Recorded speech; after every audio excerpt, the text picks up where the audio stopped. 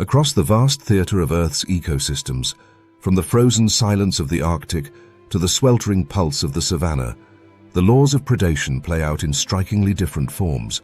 Some predators rule alone, immense, confident, and solitary, stalking the wild like ghosts. Others thrive in synchronized chaos, orchestrating attacks with such precision that even giants fall before them. These two survival blueprints, solitary dominance and coordinated pack hunting, reflect more than just behavior. They are the architecture of two opposing power philosophies, molded by environment, prey type, and evolutionary trade-offs. One is built on stealth and brute certainty, the other on communication, agility, and shared opportunity. And though both lead to the top of the food chain, the paths are as different as night and fire. The tiger, cloaked in silence beneath the mangrove shadows of the Sundarbans, embodies solitary supremacy. She hunts alone not by choice but by design. Her striped coat is not just camouflage, it's an execution strategy.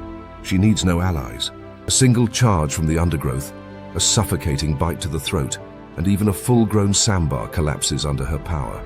But this lifestyle demands patience, precision, and an intimate understanding of her territory.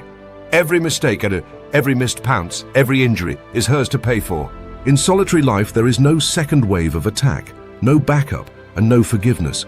Contrast this with the African wild dog, an animal far lighter, far less individually intimidating, yet arguably one of the most successful predators on the continent. These painted wolves operate in a fluid, whisper-fast unit. A pack may number 10 or 20, and when they hunt, it's less an ambush and more a moving storm. They do not stalk. They wear their prey down.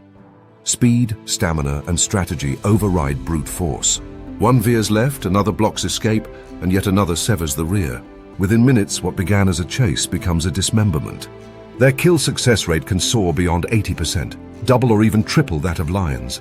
And yet, they are vulnerable in ways that tigers are not. Injuries to one affect the many. Food must be shared. Hierarchies are complex, constantly shifting. Their strength is in numbers, but numbers demand cohesion, and cohesion is delicate. This dichotomy plays out across continents and oceans. The jaguar of the Amazon basin, stocky and muscular, kills silently in the jungle maze. Its jaws can pierce turtle shells and crack skulls. It doesn't chase. It pounces, often from the trees, sometimes even diving underwater in ambush. Its world is thick with cover, low on visibility, high on ambush opportunity, a habitat tailor-made for solitary hunters who don't need a second opinion. Meanwhile, in the open ocean, the orca rewrites everything. Though easily among the top marine predators, it rarely hunts alone. A pod of orcas operates like a disciplined special forces unit. Some distract, others flank, and others deliver the killing strike. They use dialects, coordinate tactics, and even teach their young in ways that resemble intergenerational warfare. Off the coast of Patagonia, they've been observed intentionally beaching themselves to snatch sea lions, an incredibly risky tactic passed down through learned behavior. Off the Arctic, they work in silence to break ice floes beneath seals, tipping the advantage toward the sea. Few animals adapt tactics this fast, this smart, and this cooperatively. The orca's reign isn't because of its teeth, it's because of its mind, and how that mind connects to others. Great white sharks, by contrast, rarely tolerate company when they kill. These ocean titans are visual hunters, ambush specialists, driven by burst speed and enormous bite force. Near the Neptune Islands, one may launch upward with terrifying velocity, slamming into a seal in a moment so explosive it's visible from the surface in a burst of foam and blood. It's a solo act, and it has to be. Their prey is fast, agile, and suspicious. Hesitation or miscommunication would mean failure. Yet even sharks must navigate hierarchy. When multiple great whites gather, there's often a pecking order. Larger individuals dominate access to the carcass. Younger ones learn quickly to approach cautiously or risk being bitten. Solitary doesn't always mean antisocial. Sometimes it just means power negotiates in silence. The reasons behind these strategies are more ecological than psychological.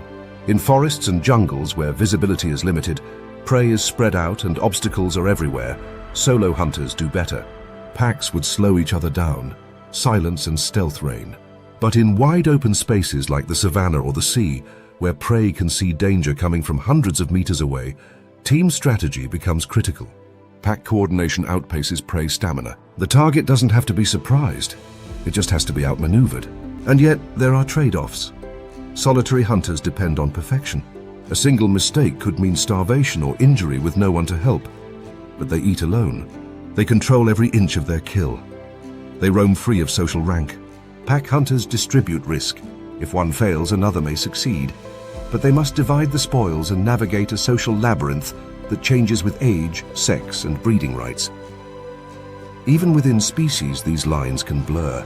Lions are famously social, yet many adult males spend years alone as nomads. Only those who successfully fight into a pride's leadership can enjoy the team benefits of shared hunting. Wolves hunt together, yet some will split off and attempt solo survival during lean years. Strategy is fluid. Power isn't just about muscle or teeth. It's about adapting to what the land or sea offers and what it demands. And then there's the middle ground, species that blur the binary. Spotted hyenas, for example, are pack hunters but also operate as solitary scavengers.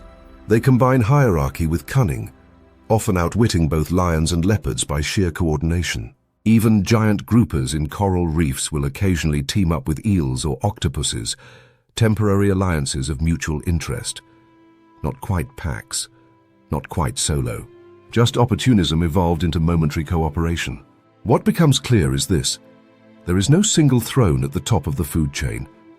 There are many, each carved by strategy, environment, and need. The lion may roar at the center of the pride, the tiger may vanish alone into jungle silence, the wild dog may dance through dust in pursuit of a kudu, and the orca may whistle instructions across miles of ocean. But all are kings in the kingdoms they were built for. Alone or together, the path to power is never just about killing. It's about surviving with style, precision, and ruthless efficiency, adapted perfectly to the arena nature gave them. The coral reef, shimmering in shallow sunlit waters, looks like a garden of peace, a kaleidoscope of color, motion, and microdrama. But beneath this living city's dazzling exterior lies one of the most competitive hunting grounds on Earth. Here, survival is not determined by brute strength alone. It's ruled by timing, trickery, and unlikely alliances. It is a battlefield where power doesn't always wear teeth out in the open, and where predators, some sleek and fast, others lurking in the crevices, operate like syndicates in a sprawling underwater cartel. The reef is loud in its own language. The constant pop of snapping shrimp, the hum of parrotfish crunching coral, the whoosh of water displaced by barracudas on patrol. It all forms the acoustic backdrop to a territory packed tight with both danger and opportunity. Every coral head, every sandy alley, every overhang and tunnel is claimed, defended, and contested. In this dense three-dimensional maze, hunting is rarely a straightforward pursuit. Vision is often obstructed, and escape routes are endless. Predators here cannot afford to waste energy. Instead, they plan. The moray eel is the embodiment of this calculated menace, rarely seen in full. It slips its narrow, muscular body through rocky tubes and coralline crevices, like a living rope, eyes unblinking, nostrils constantly sampling the water for scent trails. Its jaws, curved and hinged, are loaded with backward-facing teeth, and a second pharyngeal jaw inside, a rare evolutionary trick that drags prey deeper once bitten. But despite this arsenal, the moray doesn't chase, it ambushes. Lying half-concealed in shadow, it waits for prey to get too comfortable, a damselfish too confident, a goby 1 inch too far from cover, and strikes with startling precision. The attack is silent and sudden, the aftermath hidden in a cloud of sand. Yet the moray is not always alone. In certain parts of the Indo-Pacific, morays have been observed working in silent tandem with another unexpected ally, the giant grouper. While the eel lurks in cracks and holes, the grouper prowls in open water just above. It is slow but formidable, a vacuum-mouthed brute with crushing jaw pressure, and an appetite that includes octopuses, lobsters, and anything too slow to dart away. But what makes the grouper lethal is not just its power, it's its ability to recruit. Studies have documented groupers signaling morays, using a headshake or a sudden tilt toward a crevice to initiate a joint hunt. The grouper cannot reach prey that hides in narrow reef gaps. The eel cannot chase prey into open water. Together they leave no escape route. If a fish flees one, it runs directly into the jaws of the other. This is not mimicry. It is active cooperation between species, a strategic alliance in which both predators know their role. Like mob enforcers cornering a debtor, They box the target in and leave it with nowhere to run. These multi-species tactics stretch beyond fish. Octopuses have also been spotted teaming up with groupers, combining the cephalopod's incredible flexibility and camouflage with the grouper's blunt power. In some cases, the octopus will even swat the grouper away if it tries to snatch food out of turn. A reminder that cooperation here is transactional, not affectionate. It's a contract, not a friendship. Above this hidden warfare, another predator rules through speed, the barracuda. It doesn't partner. It doesn't need to. The barracuda is the reef's hitman, a torpedo-bodied executioner built for sudden acceleration and overwhelming force. When it strikes, it comes from below or behind, using bursts of 40 kilometers per hour to close the gap in milliseconds. Schools of smaller fish, especially needlefish and jacks, scatter at the mere flicker of its silver form in the sun. It doesn't waste time, it doesn't strategize, it executes. But even the barracuda must navigate the reef's complex layers. It cannot turn sharply in tight coral alleys. It cannot hunt at night when vision falters, and it cannot afford injuries in a place where infection spreads fast. Power here is conditional. Reef sharks, like the blacktip and the Caribbean reef shark, sit higher on the hierarchy but are more than just muscle. These sleek hunters glide silently through channels and reef edges, often using tides to their advantage. During incoming currents, they push into shallower sections where prey is funneled and visibility is distorted by plankton blooms. They're not as fast as barracudas in the short sprint, nor as stealthy as the eel, but their dominance is maintained through constant presence and opportunistic feeding. They are the neighborhood muscle, respected, avoided, and given space. Despite this hierarchy, the reef does not follow a strict ladder of dominance. It operates like a decentralized web of territory, niche, and timing. The most dangerous predator at noon may be irrelevant by dusk. Many reef predators adjust their hunting shifts with the light. Eels become more active in dim twilight. Sharks make nighttime patrols. Octopuses hunt at dawn when crustaceans leave cover. Territory changes hands based not on violence but on schedule. Power in this world also depends on deception. Stonefish and scorpionfish, camouflaged almost perfectly against coral rubble, can kill with a single bite or sting. They don't chase, don't warn. Their weapon is invisibility. Their method is patience. Many prey species, in fact, have evolved not for speed, but for interpretation, decoding slight shifts in posture, eye movement, or shadow to detect which predator is active and how it hunts. Even mimicry plays a role. The false cleanerfish, for instance, imitates the blue-streaked cleaner wrasser, a harmless species that swims into the mouths of large fish to remove parasites. The mimic copies its movements, then suddenly rips flesh from the gills of its unsuspecting client. It's the reef version of a con job. Trust turned into an ambush. Ultimately, the coral reef's predator hierarchy is not built on brute dominance. It is shaped by tight quarters, evolved coordination, species alliances, and an ever-changing patchwork of territory and time. Unlike the open savanna or the deep ocean, the reef is too crowded for a single predator to rule completely. Instead, it's run like a decentralized crime syndicate. Each predator carving out power through specialized skill, tactical advantage, or pure cunning. Some strike fast and disappear. Others lurk for hours. Some cooperate across species lines. Others con, deceive, and vanish before consequences arrive.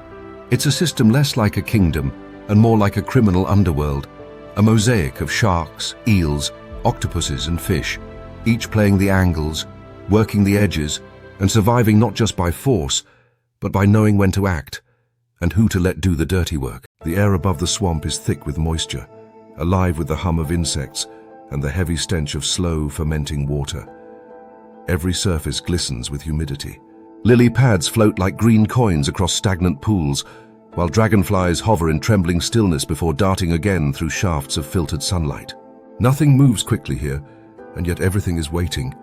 The silence is deceptive. The slowness is a mask. For in these waterlogged worlds, the river deltas, flooded forests, and silt-choked backwaters, domination doesn't belong to those who chase. It belongs to those who can disappear. The swamp is a world ruled not by speed but by stillness, and in that stillness, ancient tyrants lurk.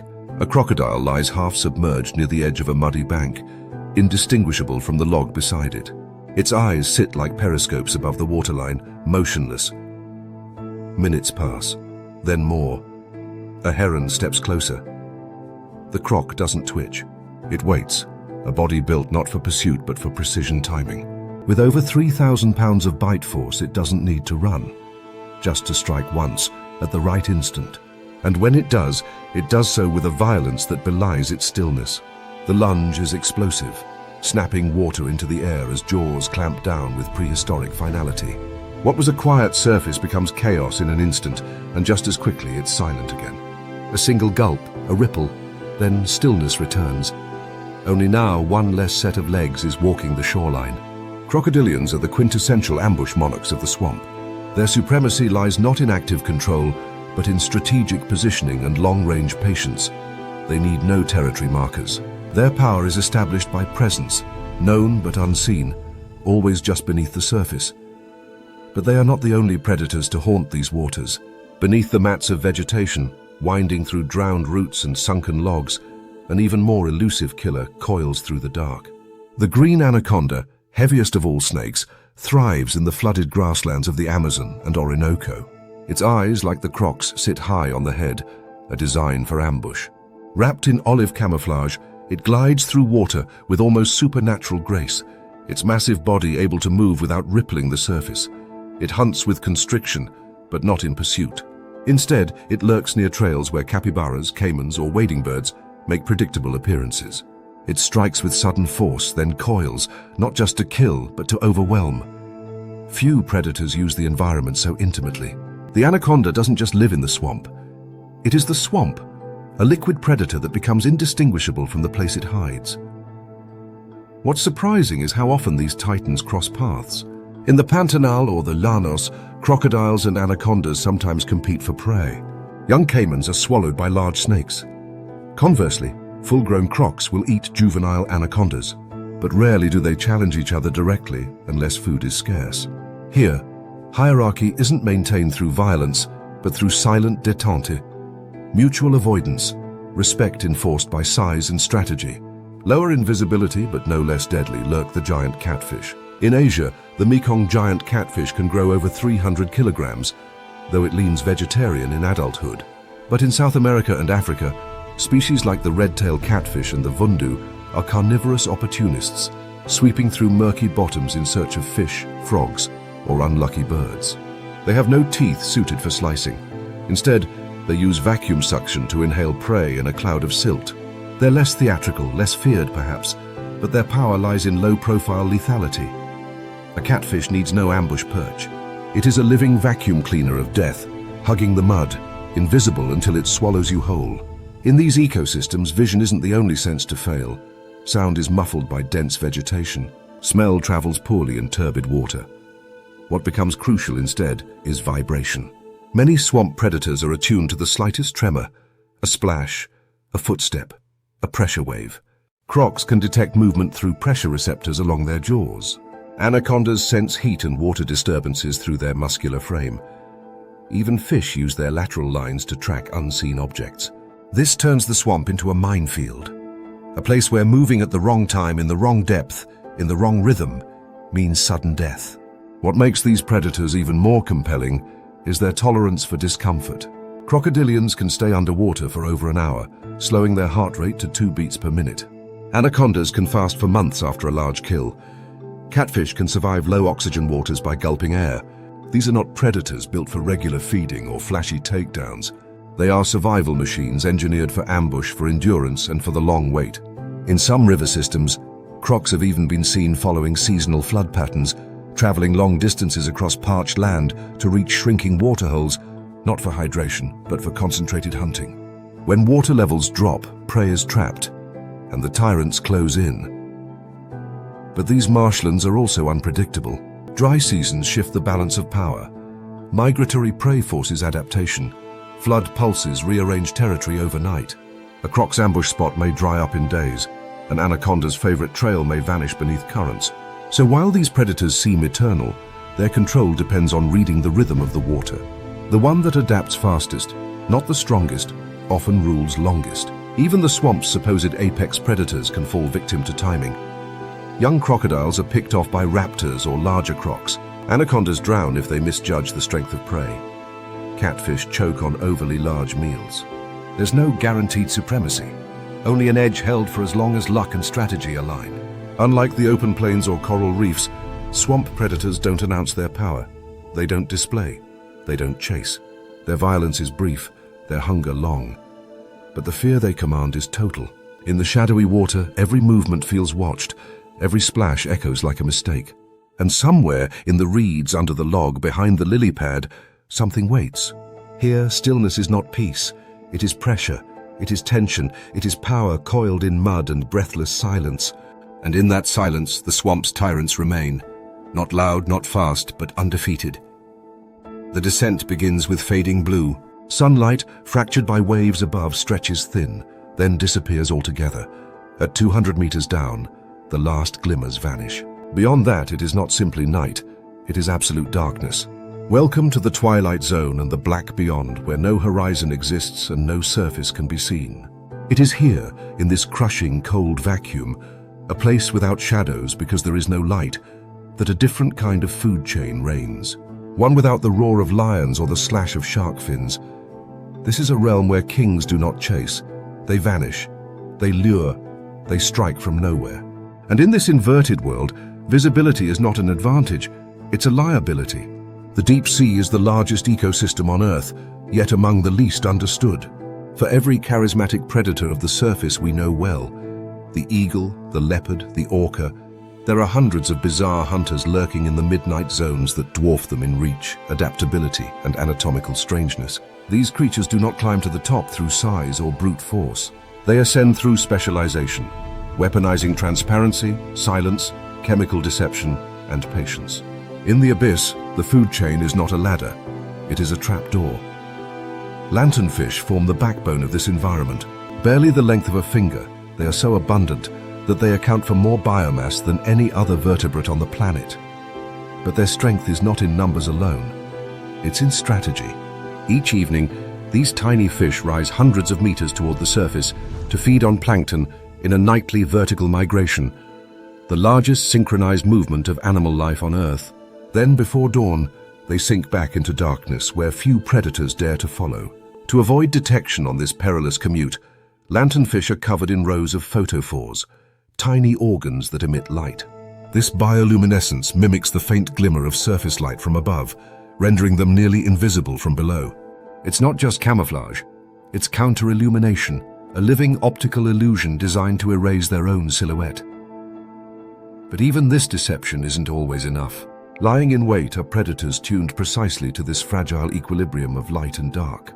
The stoplight loosejaw, for instance, emits red bioluminescence, an unusual choice, since most deep-sea life can't even detect red wavelengths. That's exactly the point. The loosejaw uses its red light like night vision, illuminating prey that has no idea it's being watched. When it strikes, it does so with a jaw that isn't hinged like most fish, but suspended like a trap, a vertical guillotine that snaps forward with terrifying speed. And then it retreats back into the gloom, light off, hunt reset. Elsewhere, the gulper eel hovers with a grin that stretches far beyond function. Its jaw is a flexible scoop, allowing it to engulf prey nearly half its size. Not with teeth, but with volume. It doesn't chase. It absorbs. When food is scarce, it can go weeks without eating, drifting motionless like a ghost, its narrow tail trailing behind like a fuse. If the pressure of survival grows too great, it inflates its luminous lure, a glowing, bulbous mass at the end of its tail, to draw curious fish close. Curiosity here is a fatal flaw. And then there is the anglerfish, poster child of deep-sea monstrosity, a spherical body with gnarled teeth and vacant eyes. Its true weapon isn't muscle. It's the bioluminescent lure dangling from its forehead, a baited line made of flesh and chemistry. It doesn't hunt so much as seduce. Smaller fish, drawn in by the pulse of soft light, swim too close and the jaws snap upward in an instant. But the anglerfish's reign is stranger still. In many species, the females are the sole hunters. Males are tiny by comparison, reduced to little more than mobile sperm banks. Upon locating a female, a male latches on permanently, fusing his body to hers and slowly dissolving into a parasitic extension. Multiple males can be absorbed this way. In the deep sea, even reproduction bends toward extreme specialization. Power here isn't just about killing, It's about being the last one adapted to survive. Higher up the chain, in the Hadal zones near continental slopes, the giant squid looms, a creature of folklore, now a documented apex predator. These immense invertebrates, rarely seen alive, can reach lengths of 12 to 14 meters. Their prey? Mostly fish and smaller squid, but they are not alone in this depth. They are hunted in turn by sperm whales, leading to violent underwater clashes marked by sucker scars etched into whale flesh. These giants navigate total blackness with eyes the size of dinner plates, the largest eyes in the animal kingdom, capable of detecting the faintest glimmer of bioluminescence. In a world of blindness, eyesight is still currency, but it is traded only among those who dare the very bottom. Here, ecosystems run on scarcity. Food is rare, so metabolism slow, lifespans stretch, and efficiency rules. Many species are scavengers by necessity, feeding on marine snow, a drifting rain of dead plankton, feces, and the occasional sinking whale. Apex predators must therefore be as energy-conserving as they are deadly. Attacks are infrequent but calculated. Mistakes are costly. A single failed strike might mean a month of hunger. And yet, despite the grim arithmetic of energy and death, the deep sea is not devoid of complexity. It has hierarchies, borders, and rhythms. Some predators rise and fall with currents. Others cluster near vents or cold seeps, exploiting chemical hotspots where bacteria feed on methane and sulfur instead of sunlight. Around these oases, even stranger creatures appear. Crabs with hairy pincers, fish with transparent heads, eels with telescoping jaws. The food chain here is not linear, but concentric, spiraling around sources of energy alien to the rest of the biosphere. What unites all these monarchs of the deep is their silence, their invisibility, their ability to kill without spectacle. In contrast to the roaring stampedes of the savannah or the dramatic pursuits on coral reefs, deep-sea predators operate in a world that rarely announces violence. There is no audience, no flair, just a flash of light, a twitch of motion, and then silence. In this kingdom, crowns are worn in darkness. Rulers are those who remain unseen the longest. Survival is not a game of dominance, but of deception, precision, and restraint. The deep does not favor aggression. It favors those who can make themselves vanish and strike only when the odds are perfect. This is not a jungle, not a reef, not a battlefield. It is something more primeval, a place that predates our ideas of hierarchy, where form follows need, and where even the kings are hungry shadows stitched together by cold, pressure, and time. In the deep sea, power doesn't roar, it flickers, and then it feeds. There is no sound, only a low hum in the air, the vibration of heat radiating from the earth itself. The horizon wavers like liquid glass, and the sun is not simply above, but seemingly everywhere at once, pressing down from the sky and rising back from the sand. This is the Kalahari, or the Sahara, or the Atacama. It could be any one of the Earth's great deserts, because in each, the rules are the same. Here, life is not governed by the speed of the chase or the strength of the bite. It is shaped by something more invisible and ruthless: heat. And in this silent arena of dust and scorched stone, power belongs not to the most aggressive, but to the most patient. Not to those who hunt best, but to those who wait best, who move least, and who can make hunger last longer than their competition. In most ecosystems, predators dominate by exertion, bursts of speed, overwhelming strength, surprise attacks. But in the desert, every calorie spent is a risk. Every sprint is a gamble. The animals here do not charge into the wind. They drift through it, conserving energy like currency in a collapsing economy. Even the apex hunters, like the desert-adapted lions of the Kalahari, move with a caution born of necessity. These lions are not the heavy-maned rulers of lush savannas. Their coats are pale, their bodies leaner, their movements stretched out across long distances. Hunting here is often a game of isolation, trailing a single gemsbok for hours, waiting until it breaks from the herd, until shade is scarce and stamina begins to falter. These lions may go days without food, relying on sheer resilience to outlast their prey. They do not roar into the wind. Roaring wastes water. They do not fight over carcasses. Too risky, too wasteful. A botched hunt in this environment can mean more than a missed meal. It can mean death by thirst, slow and quiet beneath an unforgiving sun. But lions are not alone in these territories. The jackal, smaller and far more agile, runs a different strategy. It does not compete by strength, but by awareness. Jackals as scavengers and opportunists, able to read the land like a map of opportunity. A circling vulture on the horizon. It could mean a lion kill. And scraps worth the risk. A shift in wind direction? That might carry the scent of a dying antelope, ready to be picked clean before larger predators arrive. Jackals work in pairs, sometimes in small family groups, communicating silently, moving quickly but cautiously. Their dominance doesn't come from fear, it comes from adaptability. When the lion is sleeping in the shade, the jackal is still listening. Further from the center of brute power, a more elusive predator prowls, the caracal. Built like a compact athlete with oversized ears and a tawny coat that melts into the sand, the caracal is perhaps one of the desert's most efficient killers. It doesn't chase across the dunes, it ambushes. It can leap over 3 meters into the air to snatch birds mid-flight, and its silent padded paws make it nearly invisible to prey. The caracal's hunting window is narrow, early morning and twilight, when temperatures are bearable and light is low. The rest of the time it vanishes, tucking itself into shaded rock formations, conserving every molecule of water and energy. Like many desert hunters, it extracts moisture from its prey, rarely needing to drink from open water. In the desert, every drop counts, and every strategy is built around not losing them.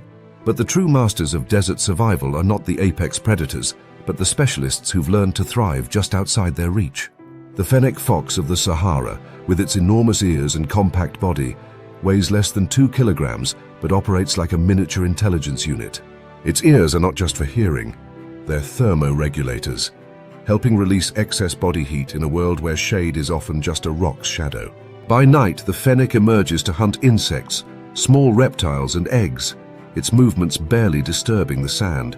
During the day, it retreats underground, into a self-dug burrow where temperatures can be 20 degrees cooler than above ground.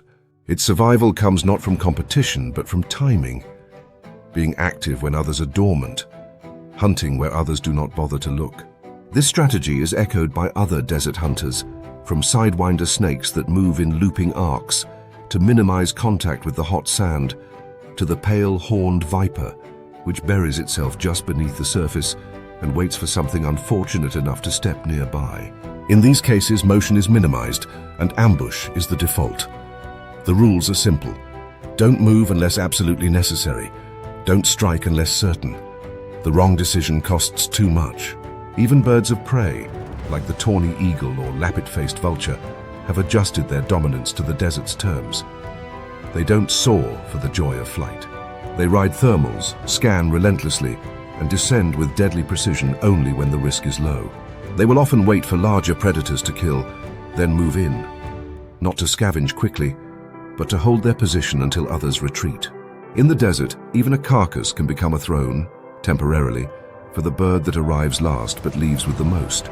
Yet perhaps the most subtle and defining feature of desert predator hierarchies is how they can change from season to season, even hour to hour. When rains arrive, brief, violent and rare, the landscape shifts. Prey reappears. Herbivores spread out. Waterholes form and vanish within weeks. Predators that relied on scarcity now face abundance, and their strategies must change. Those that ruled in drought may fade in the flood. Those that stayed on the edge may surge forward. Desert dominance is not a fixed crown. It's a moving balance, tipped by heat, rainfall, and time. In this harsh world, survival is less a contest of dominance than a demonstration of discipline. The lion, the jackal, the caracal, the fox, they do not roar over territory or fight wasteful battles. They adapt. They wait. They take only what they can afford to take. Because in the desert, the greatest predator is not another animal. It is the heat itself, silent, constant, and absolutely unforgiving. And those who master the heat, who learn not just how to kill but how to endure, become the rulers of this dry, sun-blasted kingdom. They do not rule loudly. They do not reign forever.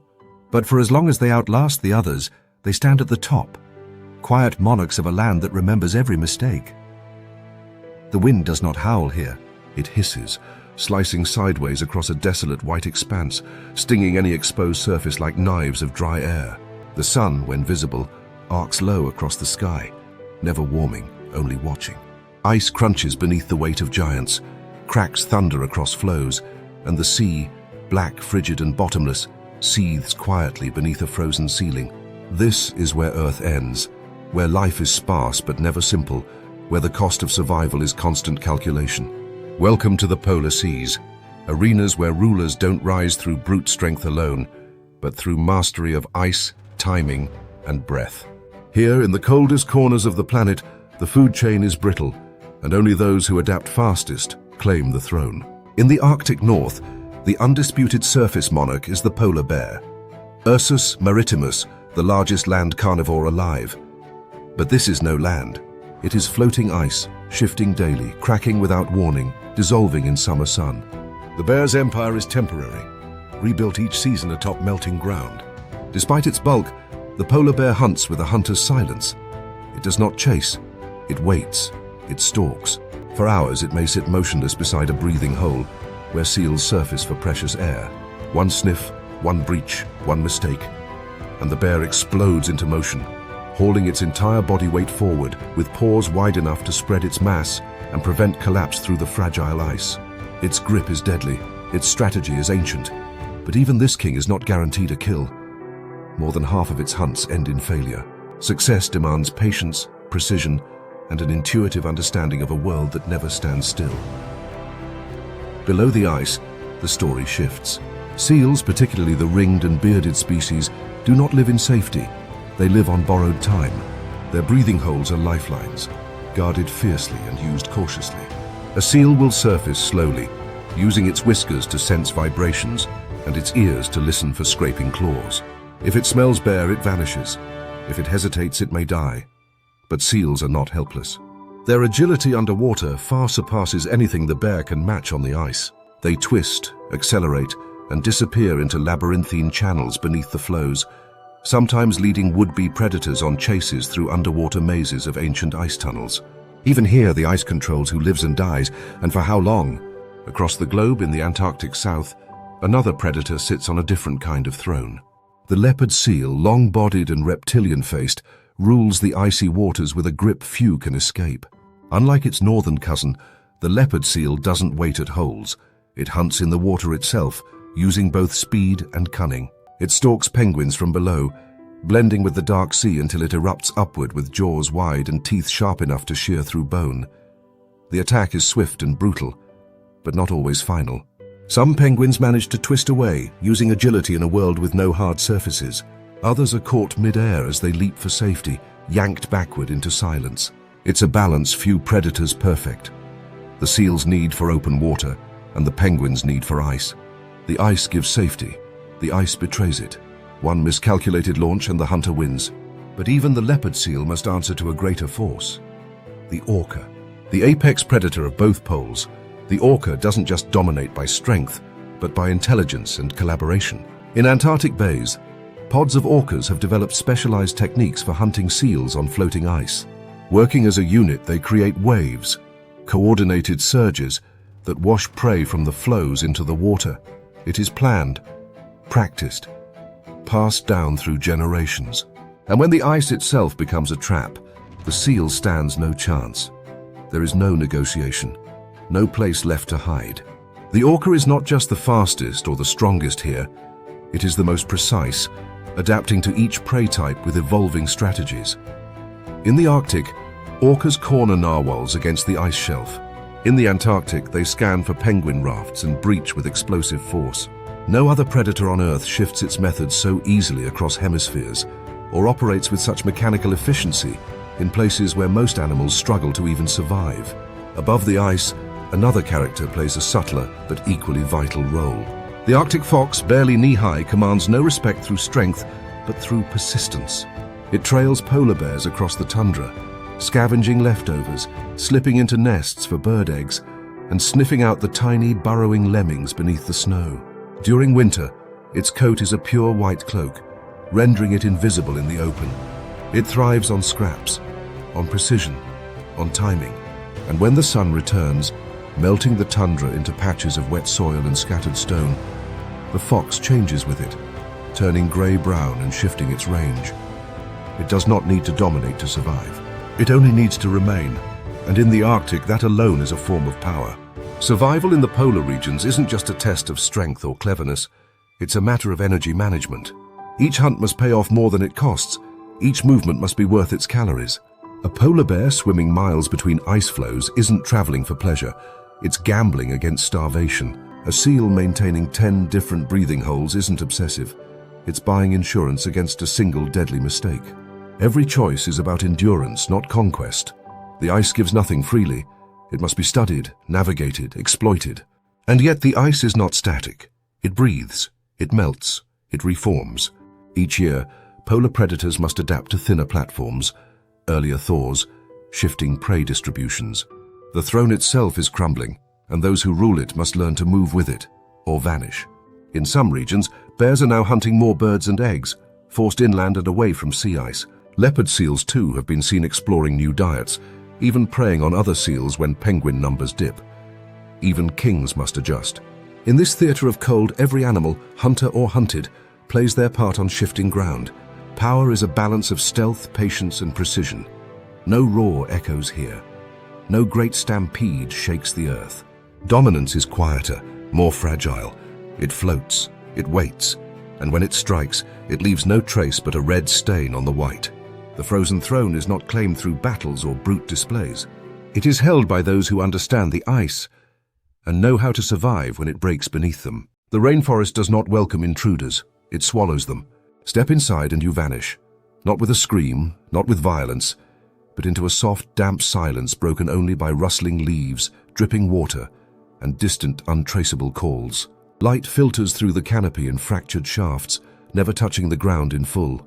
The air is saturated, the soil slick with decay. Vision fails quickly, distances blur. You don't see predators in the jungle. You sense them, if you're lucky, just before it's too late. This is not an arena for pursuit. It's a maze of vanishing trails, where ambush is king and hierarchy is earned not through force, but through invisibility. The jaguar is the undisputed ghost of the South American jungle. Stocky and thick-jawed, it carries more muscle per pound than any other big cat. Its bite is not built just for strangulation, but for crushing skulls, cracking turtle shells, and boring through the armored heads of caimans. But power alone means nothing here. In the rainforest, it must earn every meal through patience and ambush. It pads silently along riverbanks, slipping between roots and reeds, eyes low, ears forward. When it strikes, it does so without announcement. A blur of rosetted muscle, a flash of teeth, and then silence again. No chase, no spectacle, just precision. It doesn't need to be fast. It needs to be close. In this green maze, jaguars rely on stealth and verticality. Unlike lions or cheetahs that rule open lands, jaguars hunt up, down, and across. They scale trees with ease, cross rivers without hesitation, and often kill prey twice their size with one sudden leap. But even for them, the jungle is not a guarantee of dominance. There are other hunters here, smaller, quicker, and equally tuned to the rhythms of camouflage and surprise. Leopards in the rainforests of Asia and Central Africa are masters of adaptation. More slender than jaguars, but no less deadly, they dominate by versatility. A leopard can drag a carcass up a tree, vanish into foliage within seconds, and shift its hunting strategy daily depending on opportunity. It might ambush a monkey from above one day and pluck a rodent from a stream bank the next. Unlike lions, which rely on pride cooperation, or tigers that assert brute dominance over territory, leopards move like rumors, always just ahead of discovery, always nearby, never seen until it's too late. Their survival lies in how little they're noticed. But the jungle isn't ruled solely by cats. There are other ambush artists here, and some don't even need limbs to hunt. In the understory of the Amazon or the tangled roots of Borneo's swamps, the green anaconda and the reticulated python command their own kind of fear. Their method is as ancient as it is effective. Lie still, blend in, constrict fast. An anaconda doesn't chase. It waits, submerged in shallow water, letting the current deliver prey into reach. A deer, a caiman, even a jaguar that drinks at the wrong spot may find itself encircled in seconds. The python, longer and more flexible, navigates trees as easily as the forest floor, its patterned skin breaking up its outline perfectly in the dappled light. These reptiles are pure calculation, built for singular high-risk, high-reward strikes. If they miss, they wait. If they hit, their prey has no second chance. Still smaller, but no less impressive, are the amphibians and insects that define the jungle's lowest tiers.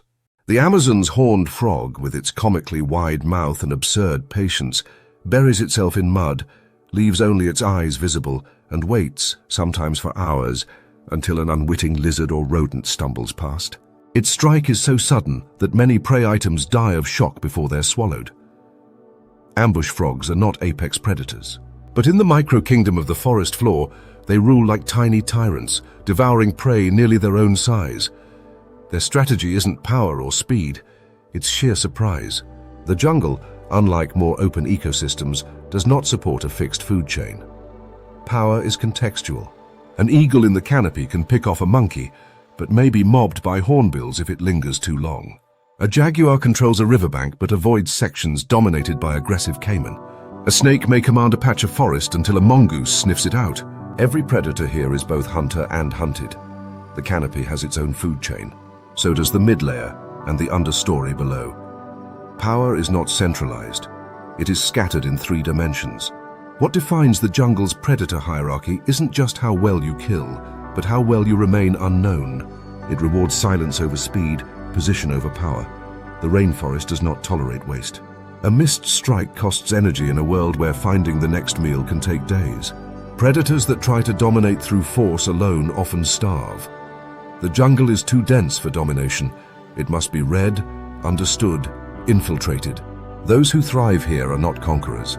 They are phantoms, watching from the branches, slithering underfoot, crouching behind vines. They don't control the jungle, they survive it. Even the top predators must constantly adapt. When fruiting seasons shift, so do the prey. When the rains come, hunting grounds flood, and the hunted escape into trees. Predators must either follow or find new territory. A jaguar may find its kills scattered by shifting tapir trails. A leopard might lose access to a favorite ambush perch. The jungle is dynamic, its power balance in constant motion. No one reigns here forever. And yet in this constant flux, an order emerges. Not a pyramid of dominance, but a web. The jaguar waits by the water. The anaconda curls beneath. The frog crouches near its hole. The eagle scans the canopy. Each predator in its own layer waits, not for the perfect moment to strike, but for the mistake of another. Survival in the jungle is rarely about competition. It's about catching opportunity before someone else does. There are no roars here, no thunderous chases, just a rustle, a shadow, a sudden silence, and then it ends. In the green maze of the jungle, surprise is survival. Those who master it, who merge with their surroundings, who turn patience into precision, become its fleeting kings. They don't stand on thrones. They crouch in silence, invisible until they are not. And then, just as quickly, they are gone again. The coast is never still. It is a place caught between 2 worlds, land and sea, and ruled by neither. Here, the tides dictate everything. Twice a day, the ocean invades the shore, swallowing beaches, flooding mangroves, and bending the will of every creature that dares live along its shifting edge. And then, without apology, it recedes, peeling itself back like a curtain, exposing sandbanks, trapping fish in pools, and leaving predators and prey stranded together in shrinking arenas. Power along the tidal line is not a crown worn long. It is a position seized, then surrendered, and fought for again with each pulse of the moon. This is the realm of tidal kings, where rule is not absolute but borrowed, and where survival demands impeccable timing. It begins in the early morning haze, when the tide rolls in, lapping quietly over estuarine mudflats, pushing into tangled mangrove roots. The saltwater arrives slowly at first, but within an hour the transformation is complete. Crabs retreat, mudskippers vanish, the water deepens, cools, and darkens. And into this freshly drawn frontier glides one of the most effective shallow water predators on Earth, the tiger shark. With stripes that vanish in broken sunlight and eyes adapted for dim, murky water, the tiger shark is not built for elegance but for opportunity. It cruises the edge of the surf, hugging the shallows where rays, sea turtles, and stranded fish linger, unaware of the predator just beyond the last break. Unlike great whites, which rely on surprise and speed, tiger sharks are deliberate, relentless. They scan for weakness, the injured, the unaware, the too slow to escape. And they are not picky. In studies, everything from sea snakes to license plates has been found in their stomachs. But in coastal kill zones, their predation becomes surgical. A stingray buried in the sand is sniffed out by electroreception. A nesting turtle pulled into water too deep to escape. It is a system built on timing, tides, and patience. As the tide reaches its peak, another force lurks at the edge of mangrove creeks. A creature older than the ocean itself. The saltwater crocodile, ancient and still perfectly suited to ambush. It does not patrol like the shark. It waits. Submerged beneath brackish water, with only eyes and nostrils above the surface, the crocodile rests in perfect stillness, letting the rising water deliver prey directly into striking distance. A wild pig wading out to drink. A fish washed upstream in the surge. Even monkeys leaping tree to tree are at risk. The croc needs no chase, just a single lunge. When it strikes, the jaws close with such force that bones shatter before the prey even registers the attack. Then comes the death roll, twisting muscle and sinew into submission, all while the current pulls the scene downstream. But as the tide begins to withdraw, so too does the reign of these larger predators. The water shallows. The reach of the crocodile shortens. The tiger shark returns to deeper patrols. And a new power rises from beneath, one that could not thrive until the ocean retreats. Birds. Dozens of species, from herons to oyster catchers, arrive in waves to claim the newly exposed land. Each footstep is careful, each strike fast. They move across mudflats like surgical teams, eyes scanning, beaks spearing through shallow pools for trapped fish, stunned crustaceans, and worms exposed by the suction of the receding sea. Among them, the great blue heron stands out. Tall, slow-moving, yet lethal. It moves one leg forward, then waits. Its gaze never leaves the water. A twitch in the shallows. Then the neck coils and strikes, impaling a fish with pinpoint precision. There's no fight, no show, just extraction. It swallows whole, then moves on. Beside it, smaller birds dive, probe and pluck, each adapted to a different slice of the newly revealed ecosystem. For a few hours, they are the kings of this coastal world. Not through dominance, but through speed, numbers and efficiency. Yet danger remains. Hidden among the tide pools and half-submerged rocks are ambush predators, waiting for their moment. The stonefish, nearly invisible against the bottom, waits for prey to wander too close, its venomous spines rising only after the attack is over. The octopus, master of disguise, curls within discarded shells or mimics the terrain, striking out to snatch a crab and vanish in a puff of sand. These are the tacticians of the intertidal, rulers of inches, not territories. They do not chase, they calculate. Further inland, beyond the immediate reach of the ocean, the tidal influence is still felt. Mangrove forests, the chaotic halfway zone between land and sea, harbor their own caste of shifting rulers.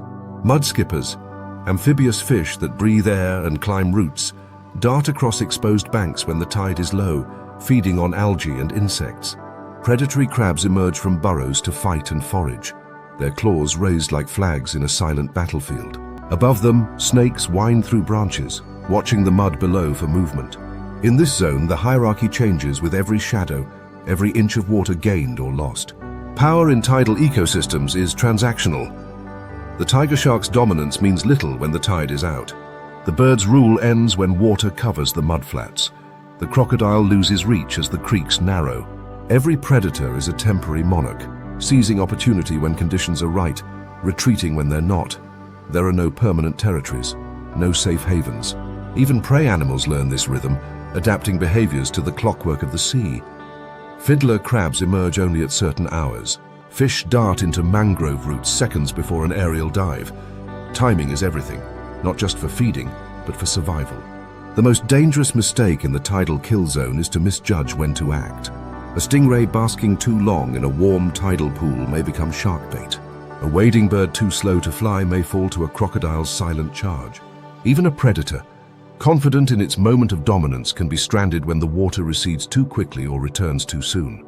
The tide is not merciful. It does not favor the strong, it favors the prepared. In these coastal battlegrounds, there is no singular ruler, only waves of power that rise and fall like the water itself. Each species has its window, its method, its throne made of sand, surf, or stillness.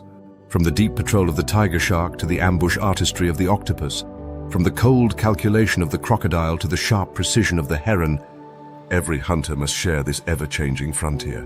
and every misstep is punished, not by a superior force, but by the sea's unyielding rhythm. The ocean gives, the ocean takes, and between those moments, life fights for inches, and for kingship that lasts only as long as the tide allows. Power in the wild is often imagined as a straightforward contest, tooth versus tusk, claw against hide, speed outrunning fear. But nature rarely operates in straight lines. Not all predators claw their way to dominance. Some rise through subversion. They exploit cracks in the system, avoid the costs of a kill, and take what they didn't earn. In every ecosystem among the apex predators and frontline hunters, there exists another class of survivor, the pretenders, scavengers, cheats, and opportunists who wield deception as their weapon, who win not by domination, but by manipulation. Their victories may be quieter, but they're no less essential in the complex power balances of the wild. On the African savanna, the hyena stands as the most misunderstood of all.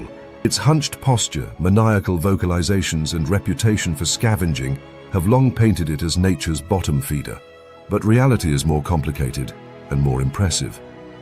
Spotted hyenas are not passive opportunists.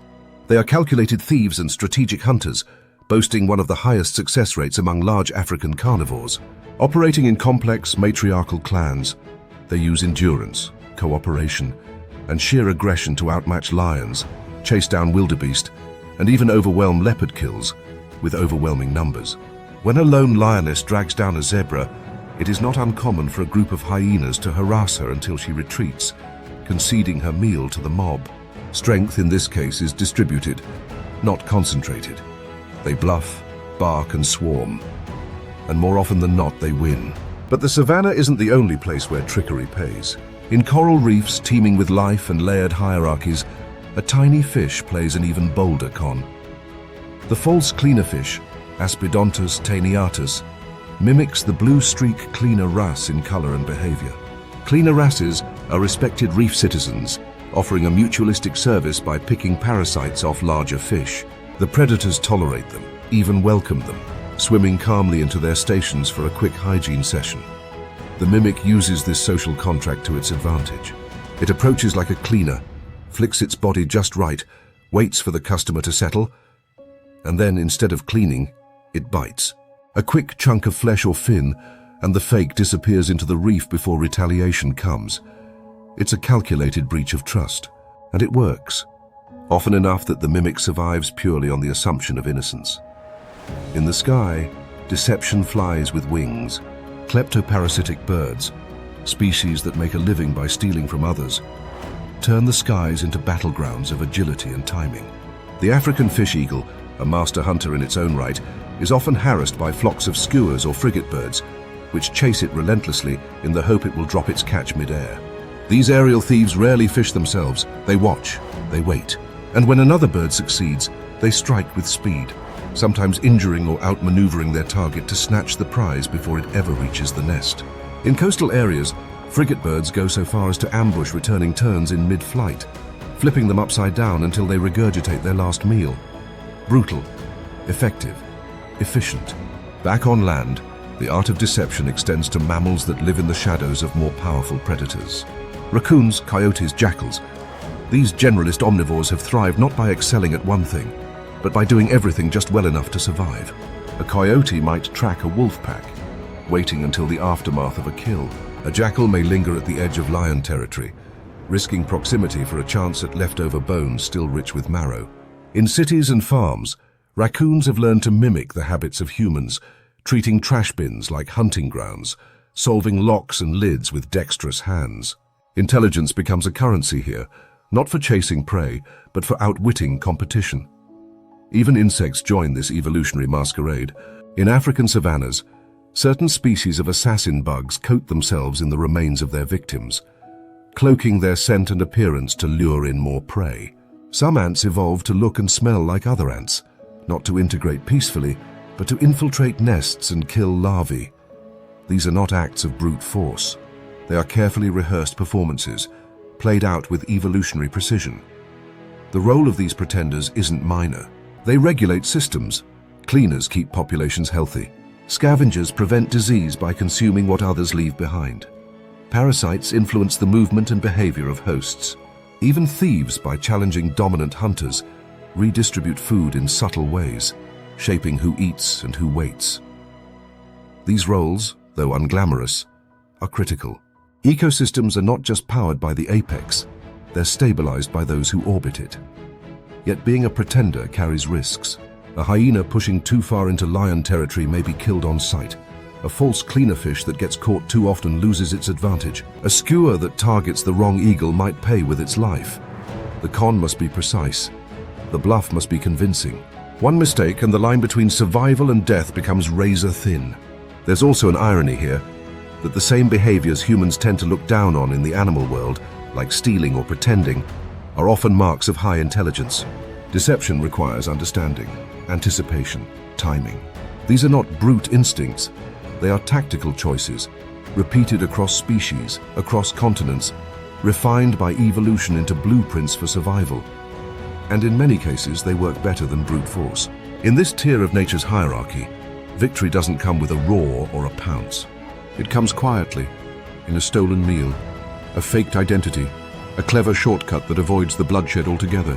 These animals are not the kings of the wild, but they are the survivors, the manipulators, the opportunists.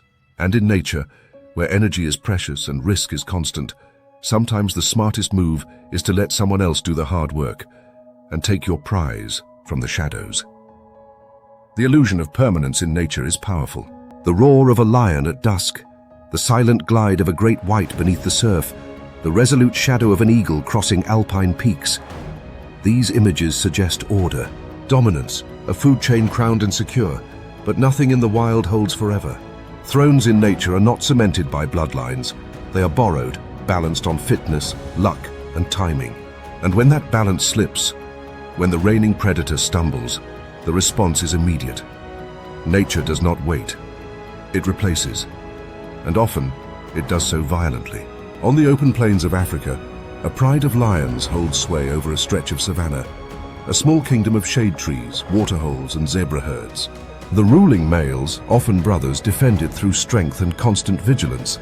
For a time they are unchallenged, their authority reinforced by nightly patrols and the echoes of dominance carried on the wind.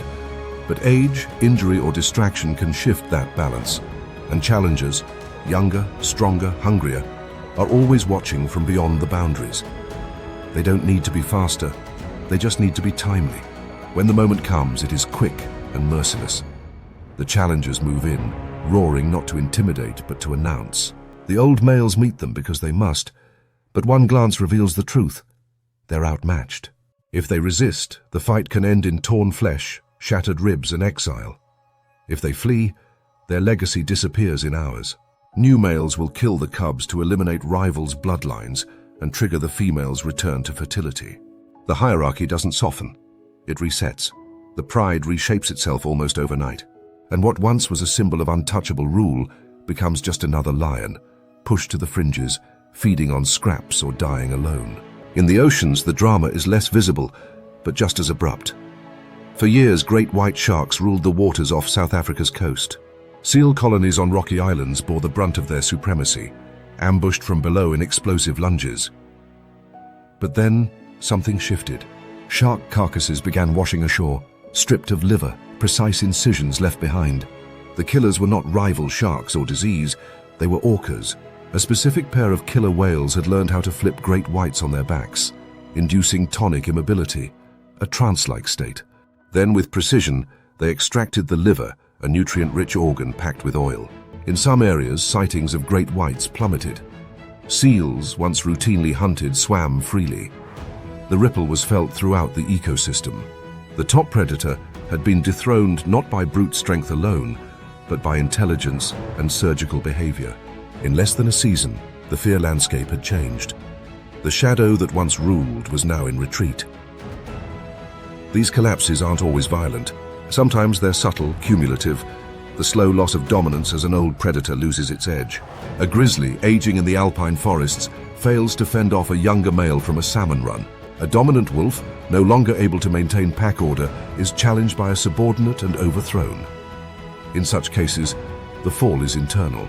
The shift may happen over weeks, eroding trust, upending rituals, and fracturing cohesion. Packs break. territories fracture, and the thrones are claimed not through blood, but through behavior. Even in insect worlds, where lives are brief and hierarchies compressed, the pattern holds. A queen ant that falters through age or disease may be replaced by a rising worker with mutant fertility, sparking internal coups that rewrite the entire colony's structure. In wasp societies, dominance is often established through duels and posturing. But once the reigning individual is bested, the transition is immediate.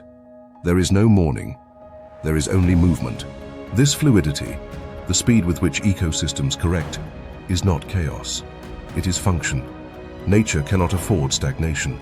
A predator that loses its sharpness becomes a liability to the balance. If it cannot control prey populations, competitors surge. If it fails to reproduce, its genetic line ends. The ecosystem adjusts, ruthlessly efficient in redistributing power. But these moments also reveal something else: the existence of waiting strategies. Many predators do not seek power through direct conflict. They wait for openings. Subordinate wolves stay in packs for years, contributing to hunts and hierarchy, biding their time. When an alpha pair weakens, they're ready to claim the role. Leopard males shadow dominant territories, monitoring boundaries, scent marking subtly, and stepping in as soon as the ruler disappears. Even scavengers like hyenas adjust their movements when lion prides fragment, sensing opportunity in the chaos to raid or take over carcass access routes. The wild is always watching its kings, ready to exploit the moment they fall. There is no safe crown in nature, no tenure, only cycles. The eagle that commands a valley may someday be chased off by a younger raptor, bolder and faster. The crocodile that rules a riverbank may lose territory to a rival with a stronger jaw, or simply to erosion that changes the river's course. Power is not a reward. It is a status earned and constantly tested, subject to terrain, weather, health, and luck. Even in marine depths, where hierarchy seems less defined, shifts occur. In coral reefs, a moray eel that controls a prime crevice can be pushed out by a larger predator or even displaced by reef destruction. Groupers that dominate mid-level hunting zones may be forced deeper or higher by warming waters and species migrations. Power here too is dynamic, linked to space and timing more than individual strength. What makes these collapses so compelling is that they happen with little fanfare. No ceremony marks the fall of a lion king.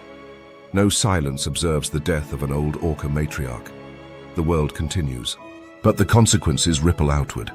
Prey behavior shifts, rival predators move in, and the rhythm of the ecosystem adjusts. The lesson is not just that no king lives forever. It's that every predator, no matter how dominant, lives on borrowed time. And perhaps that's the true genius of nature. It builds systems not on fixed rulers, but on readiness, on transitions, on layers of potential waiting to rise.